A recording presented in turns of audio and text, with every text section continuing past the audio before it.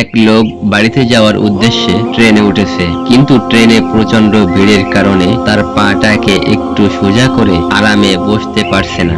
তখন সেই লোকটি মনে মনে ভাবতে লাগলো, আল্লাহ যদি মানুষের হাত পায়ের মধ্যে নাট বল্টু দিয়ে দিতেন তাহলে আজকে আমাকে এত কষ্ট করে বসতে হতো না। আমি আমার পায়ের নাট বল্টু খুলে শরীর থেকে পা দুটো আলাদা করে ব্যাগের মধ্যে রেখে দিতাম, আর ট্রেন থেকে নামার সময় আবার সেই পা দুটোকে শরীরের সাথে নাট বল্টুর মাধ্যমে জোড়া দিয়ে হেঁটে বাড়ি চলে যেতাম। ব্যাপারটা কতই না সুন্দর হতো। এই কথা ভাবতে ভাবতে লোকটা যখন ঘুমিয়ে পড়েছে, কিছুক্ষণ পর লোকটা ঘুম থেকে উঠে দেখে তার ব্যাগটা চুরি হয়ে গেছে। তখন সেই লোকটি মাথায় হাত দিয়ে বলল, আল্লাহ, আসলেই তুমি মহাজ্ঞানী, তোমার সৃষ্টির মধ্যে কোনো ভুল নাই। সত্যি আমার চিন্তা অনুযায়ী যদি তুমি মানুষের হাত পায়ের মধ্যে নাট বল্টু দিয়ে দিতা আর আমি যদি পা খুলে ব্যাগে রাখতাম, তাহলে তো চিরকালের জন্য আমার সর্বনাশ হয়ে যেত। সারাটা জীবন পা ছাড়াই আমাকে থাকতে হতো।